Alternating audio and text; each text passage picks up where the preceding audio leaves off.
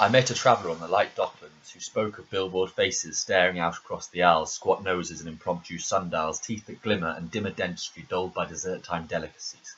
Some keep watch with hawkish eyes, others peer through wireframe circles, astigmatised, T.J. Ecclesburg-esque. They're all iceberg-esque, workings deep below the surface, sordid affairs being blown beneath the desk, and secret basements below hidden stairs conceal industry secrets, no place for weakness. Pride necessitates no more tears because I'm worth it. Maybe she was fucking born with it, but that's not Costa Nostra. To be yourself is to be an imposter. Mustn't let on that a pipe is leaking behind the poster, indicating desperate straits. No.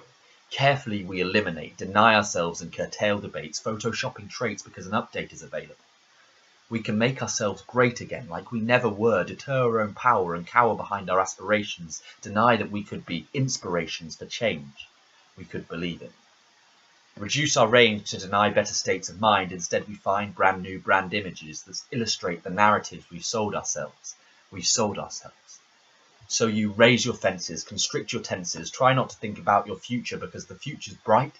The future's orange Sith Lords sitting in the White House collecting hordes, and the acceptable language of billboards has become broad and terrifying. Each consumer-facing face consumes the other companies consuming in their company. Each one a brand name's brand face as the rat race keeps pace, the straight-laced and the straight-faced, those with taste and those dressed with haste, intentional and unintentional messages transmitted from their fabric case, hoping to cast a spell, hocus pocus. But each being crowded out the market like a field of locusts, the dazzling campaigns begin to choke us. But if you'll allow me, I'll try to focus. Two of them were smiling as their brains worked out the filing, considering a merger, debating the claim that there's 100% meat in the burger. Loneliness abates as they stare straight into the eyes of their new date, trying to block out the din and decipher traits from their faces, pin down their mutual mission statements. Entering the dragon's den and drilling down details, checking out patents and patents pending, the things the other's intending as they contemplate the thought of the last deal that ended up in the bin. Because they didn't do exactly what they said on the tin. That pair are also there as they tear at their hair. They try to brush out their corporate entanglement.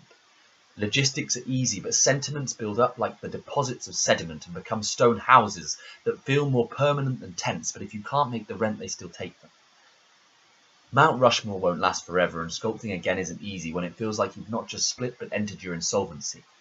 The insoluble can't even be carved by the oceans. He'll have to buy more lotions, and she'll have to forget the notion that we're in this together, whatever the weather. You went hell for leather, feel like you deserve a white feather, doing in-house appraisals while staring at navels, deciding who it was that oversold, or in other words, lied about their ability, stability, availability for responsibility. Looking back, it all feels silly because relationships don't have a profit motive. They live and they die by the immaterial. Constructive narratives lock us up like that kid from Serial, making us murderers. Stephen Avery. Love's wings clipped, a dove in an aviary, pimping itself, amassing a wealth of attention because no one mentioned the caged bird needs to be free. So they took a break, then had a break. Then they litigate so we can record divorce rates and make procreational projections, euphemisms we can print in conversations with overgenerous corporate libations. From probably the best beer in the world to probably the best decision I've made to success, it's a mind game. Contrived platitudes provide the longitudes and latitudes of personality, give food for thought, sustenance to things that ought to starve, sharp thoughts chastise like unforgiving steel, carve deep-etched blood-red lines that you can feel and soon become a logo. You forego your face, adopt a mask, because physical isn't the only route. Mental self-flagellation and psychological castration give rise to more than consternation. Contortionists push towards self-inflicted mutilation of soul. Pigeons forced in pigeonholes break wings to fit their roles. Reformulate these as successful achievement of goals, hitting targets, fulfilling projections. Celebrations surround negotiations like diplomacy of nations where the real work is done. Governance is not fun, but connecting people is priceless. Laptops open, making a spreadsheet, victories and defeats, pros and cons, investments in return, ignoring the fantasies, the feelings that burn, the dreams of having kitty cats that snapped like brittle biscuits, because you can't keep going and going and going.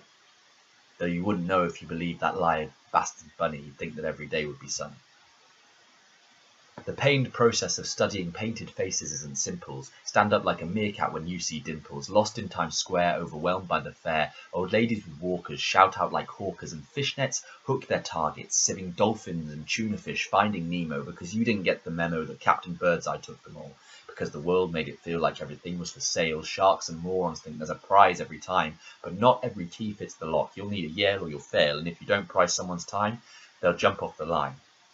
And you'll wriggle off the hook. Turns out that you preferred the book. Tears triggered like saltwater brine. Because there's some things that money can't buy. Can't purchase life when you die. Can't exchange cold hard cash to be or not to be. For everything else there's MasterCard. So forget the bard and pay the admin fee. Reduce your philosophies. Trade your spirituality for a gram. Because humanity won't get you as far as embracing corporate Descartes and letting the Daily Star tell you what you think about Islam. Remember, I think, therefore IBM. Spewing out promises, be the best you can be, give it all that you've got. Lifetime guarantee that you'll fill the slot when she's tied in knots, but all you've got is the tip of an iceberg. Murky revelations can sink ships with quickness, so tell the Titanic not to panic because it's the ship that can never be sunk, unless that's just a bunch of junk that they slapped up across their billboards. Next stop's my station. My reflection in the glass causes palpitations, ablation from my recognition that my billboard rental lapsed, my image collapsed, my sideburns were stripped away looking freshly waxed raw. You can't see disrepute in a slogan. You can see the wood of the horse, but you can't see the Trojans, only see the narratives that are spoken and chosen and woven. Think you can't trust any more based on the Wolverine that you've seen before, but now Logan.